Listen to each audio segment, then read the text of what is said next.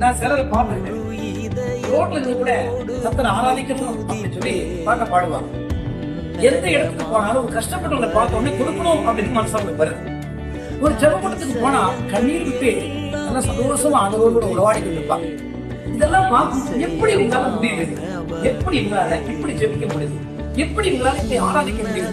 எப்படி உங்க கடவுளுக்கு கொடுக்க முடியுது அப்படின்னு பார்த்தா யோசிச்சு பார்ப்பேன். ஏன் இவங்க படம் சொல்லி சிலருக்கு நான் போய் கேட்ட போது சொன்னாங்க, அது வேற ஒண்ணுல இருந்த என்னுடைய தாழ்ந்த நிலையிலிருந்து நான் இன்னைக்கு உயர்ந்த நிலைக்கு வந்திருக்கேன்.